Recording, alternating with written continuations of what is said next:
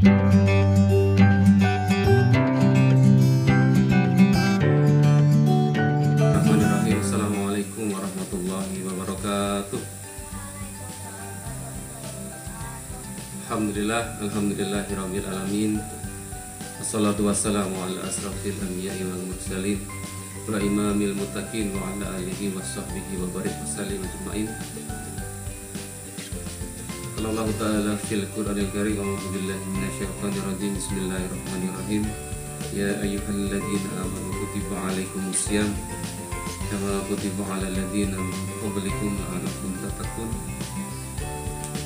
Alhamdulillah, puji dan syukur marilah kita panjatkan kehadirat Allah Subhanahu wa taala.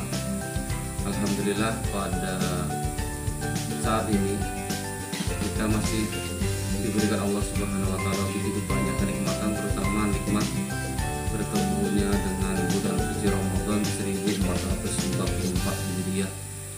Sebuah karunia yang luar biasa buat kita, karena di bulan ini banyak sekali obral pahala dari Allah Subhanahu wa taala, sehingga kita harus terus bersyukur dengan memanfaatkan bulan ini menjadi bulan yang penuh dengan ketakwaan kepada Allah Subhanahu wa taala, bertambahnya kualitas ibadah dan kuantitas ibadah. Shalawat serta salam marilah juga kita selalu limpah curahkan ke haribaan junjungan kita Nabi besar Muhammad sallallahu alaihi wasallam, keluarga, sahabat dan para penerus risalah beliau, para pejuang dakwah, para ulama yang selalu teguh menjaga dan mensiarkan agama Islam di muka bumi ini.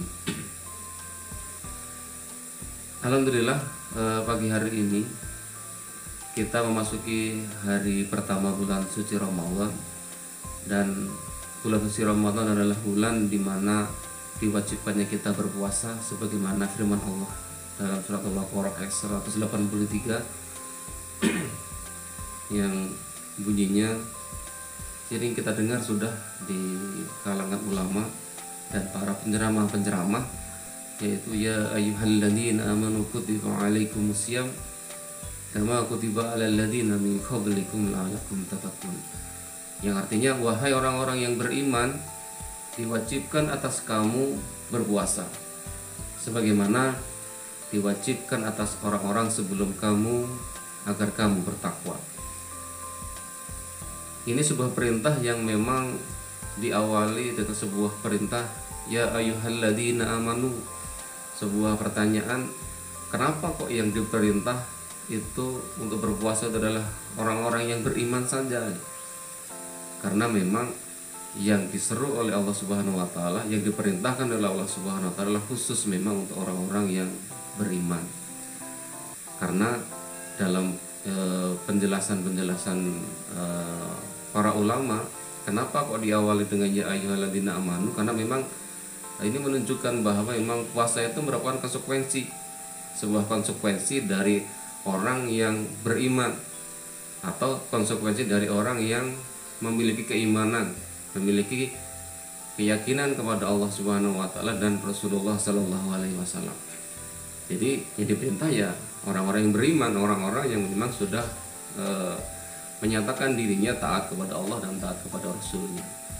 Karenanya diawali ayat ini dengan pengungkapan ya ayyuhalladzina amanu, hai orang-orang yang beriman. Ini juga seorang ulama, Dr. Abdul Muhsin bin Abdul Aziz Al-Askar menyatakan demikian, bahwa kenapa kemudian itu disebutkan diawali ya ayyuhalladzina amanu, karena itu merupakan bagian, puasa itu merupakan bagian dari konsekuensi dari sebuah keimanan. Nah, kemudian kita juga harus ingat bahwa iman itu kan sebuah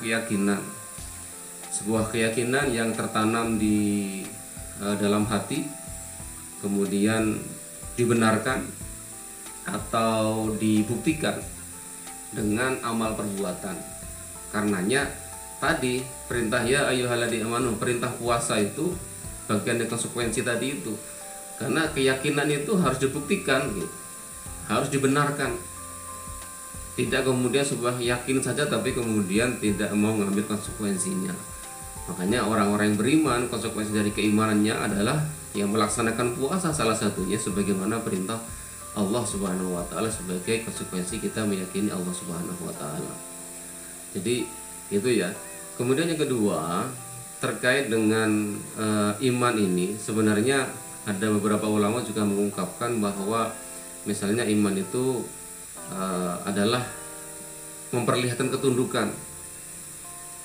Misalnya dalam Lisan Al-Arab dari Imam Al-Zajjaj mengatakan bahwa iman itu adalah ketundukan, memperlihatkan ketundukan dan penerimaan pada syariat Allah. Itu iman. Dan segala yang dibawa oleh Nabi Shallallahu Alaihi Wasallam serta meyakini dan membenarkannya dengan hati. Ya, jadi iman itu harusnya begitu, harusnya tunduk, kemudian menerima pada syariat Allah, pada segala yang dibawa oleh Rasulullah Shallallahu Alaihi Wasallam, dan dengan diyakini dan dibenarkan, tidak hanya sekedar di lisan saja.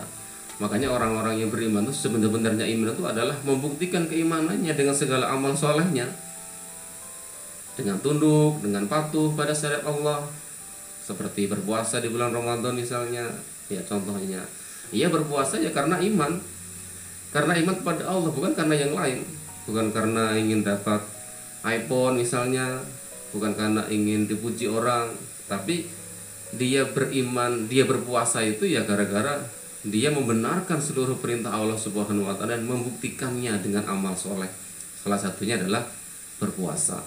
Kepatuhan dan ketundukan kepada syariat Allah itulah yang namanya iman sebenarnya. Karena itu jika ada menjumpai betapa banyak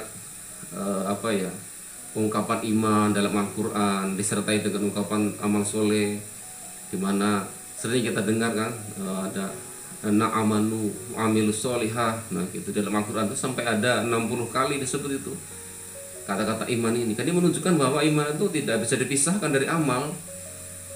Jadi orang beriman amalnya tidak ada, tidak puasa, itu berarti imannya lemah. Tidak sholat itu imannya lemah, karena puasa, sholat itu adalah perintah sebagai konsekuensi dari keyakinan seseorang itu kepada Allah Subhanahu wa taala. Termasuk kita berpuasa itu karena kita beriman kepada Allah, membenarkannya dan kita membuktikannya bahwa kita benar-benar yakin dengan perintah Allah Subhanahu wa taala. Karenanya orang-orang yang sebenarnya beriman itu adalah orang yang mau menyelesaikan segala masalah hidupnya dengan merujuk kepada hukum Allah dan Rasulnya. Itu iman harusnya. Tidak kemudian dia milih aturan-aturan yang lain. Kalau dalam iman misalnya tidak boleh berpacaran, ya tidak boleh berpacaran, begitu. Tidak mungkin aturan dari barat. Pacaran itu kan aturan barat, aturan kebebasan berekspresi. Itu nggak benar.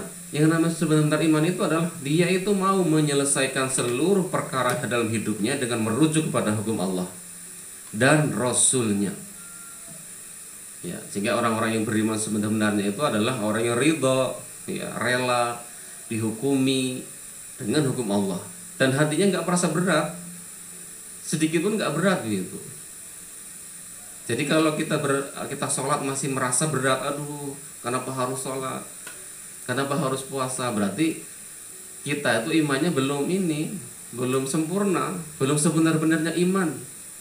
Karena yang sebenarnya beriman kepada Allah dan Rasulnya itu adalah dia ridho dihukumi dengan hukum Allah, dan dalam hatinya tidak ada rasa sedikit pun rasa berat menerima segala ketentuan Allah Subhanahu wa taala itu. Karena ini dijelaskan sudah ya bahwa sebenarnya iman seperti itu. Kemudian kita tuh harus siap diatur dengan aturan Allah Subhanahu wa taala. Sebagaimana firman Allah dalam surat An-Nisa ayat 65, fala warabbika la yu'minuna hatta yuhaqqimuka fima shajara bainahum tsumma la yajidu fi anfusihim harajan mimma qadaita wa yusallimu taslima.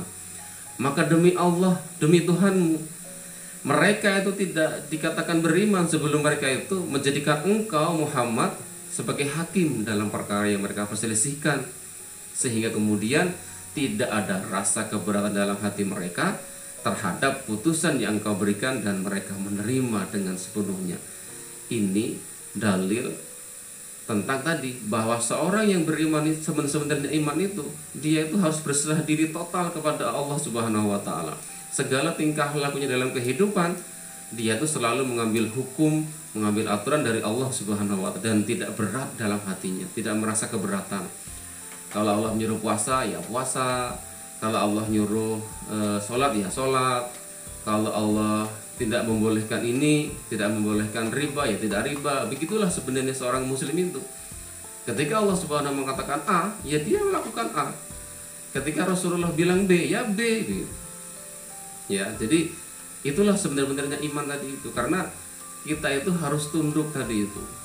Tadi ya, maka demi Tuhanmu kata Allah, mereka tidak beriman sebelum mereka itu menjadikan Muhammad, menjadikan Islam maksudnya itu sebagai hakim dalam perkara yang diperselisihkan dalam kehidupan ini, dan tidak ada rasa keberatan dalam hati. Makanya orang-orang yang sebenarnya beriman itu adalah orang yang tidak pilih-pilih, ya, tidak memilih pilihan lain selain ketentuan Allah dan Rasulnya dalam bermuamalah, dalam hal lain, dengan seperangkat seluruh aturan-aturan dalam Islam itu dia semua dipakai dalam masalah ekonomi, dalam masalah politik, sehingga tidak kemudian ngambil aturan-aturan yang bukan datang dari Allah. Bukan dari itu, malah ngambil dari barat segala itu tidak berarti imannya masih lemah. Karenanya di bulan suci Ramadan ini itu sebagian dari pembuktian. Ketika kita disuruh puasa ya kita harus berpuasa. Ya. Makanya kemudian kita ini dalam bertingkah laku dalam kehidupan menyelesaikan masalah itu, orang-orang yang sebenarnya beriman itu seperti itu, orang yang tidak ada pilihan lain ketika sudah ada ketentuan Allah Subhanahu wa taala dalam bermuamalah dan sebagainya. Tidak ada pilihan lain. Semua adalah hak Allah Subhanahu wa taala dan kita ridho melaksanakannya. Ada juga dalam surat ini ya, surat Al-Ahzab ayat 36, Allah berfirman, dan tidaklah pantas bagi laki-laki mukmin dan perempuan mukmin apabila Allah dan Rasulnya telah menetapkan suatu ketetapan akan ada pilihan lain ya tentang urusan mereka, dan barang siapa yang mendurhakai Allah dan Rasulnya maka sungguh dia telah tersesat dengan kesesatan yang nyata.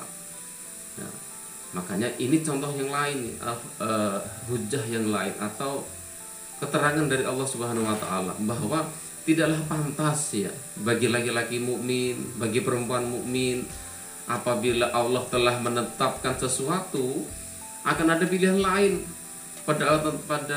bagi mereka tentang urusan mereka. Nggak ada. Kalau sudah Allah menentukan A ya A gitu. Kalau Allah nyuruh puasa ya puasa, tidak berat kita. Ya. Kenapa? Karena itu memang jalan kita menuju surganya Allah Subhanahu wa taala. Kita ini diberikan petunjuk hidup berupa Al-Quran ini kan tujuannya agar kita ini kembali ke rumah kita, kampung halaman kita yang sebenarnya yaitu adalah surga, agar kita tuh jalannya lurus ke sana, bukan kemudian malah berbelok-belok sana. Nah, ketentuan-ketentuan Allah dengan syariat dan syariatnya itu bagian dari kita menapaki jalan menuju kembali ke kampung halaman tadi itu. Maka tidak pantas orang muslim itu, baik perempuan maupun laki-laki itu, apabila Allah dan Rasul telah menetapkan aturan sesuatu kemudian masih ada pilihan lain. Enggak gitu disuruh pakai jilbab misalnya, Allah nyuruh dan Rasul nyuruh, masih ada pilihan lain kan. Pilihan, wah kan ini kan yang di jilbab itu hati saja, enggak bisa seperti itu. Kalau riba tuh dikit enggak apa-apa, kalau terpaksa enggak apa-apa, enggak begitu.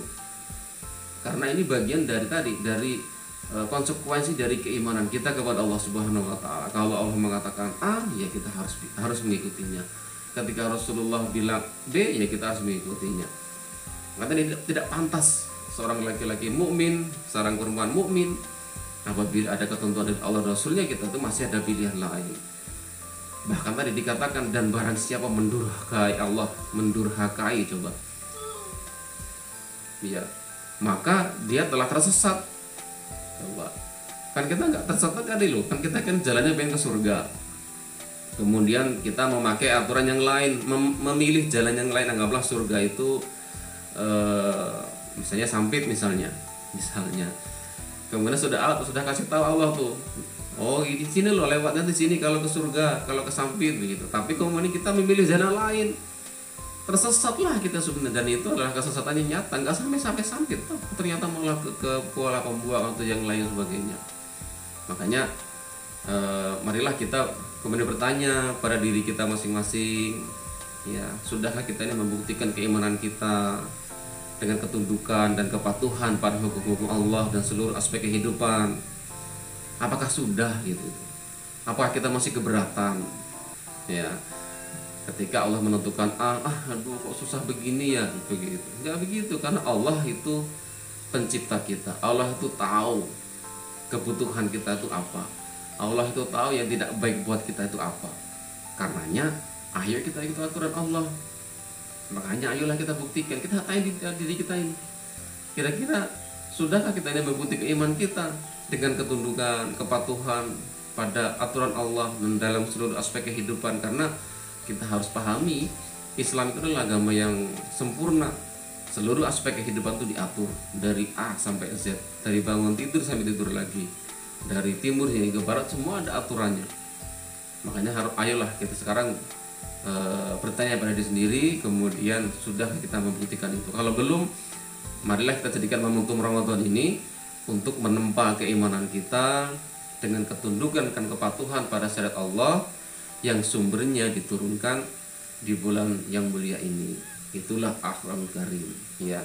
Jadikan momentum bulan Ramadan ini untuk tadi menempa keimanan kita dan menempa ketundukan dan kepatuhan kita kepada Allah Subhanahu wa taala, sehingga kita bisa mendapatkan derajat insan yang bertakwa, muslim yang bertakwa, sebagaimana tujuan dari puasa Ramadan. Mungkin itu yang kita bahas pada pertemuan pagi hari ini. Sekali lagi, marilah kita jadikan Ramadan ini bulan yang penuh menempa keimanan kita untuk tunduk dan patuh kepada Allah Subhanahu wa taala dengan berpuasa yang sebenarnya puasa, dan ibadah-ibadah yang lain pun bisa kita lakukan di bulan ini, karena ibadah-ibadah di bulan ini dilipat gandakan pahalanya oleh Allah Subhanahu wa taala. Makanya kita harus semangat, kita harus bahagia, kita harus menjadikan momentum bulan Ramadan ini bulan perbaikan diri. Kita yang sebelumnya A bisa menjadi B, sebelumnya B bisa jadi lebih baik lagi lah setelah keluar dari bulan suci Ramadan ini. Sekali lagi, mungkin itu yang dapat kita bahas. Moga-moga kita bisa menjadikan diri kita menjadi orang-orang yang beriman dan bertakwa kepada Allah Subhanahu wa taala dengan sebenar-benarnya. Mungkin itu, sekali lagi, billahi taufik wal hidayah. Assalamualaikum warahmatullahi wabarakatuh.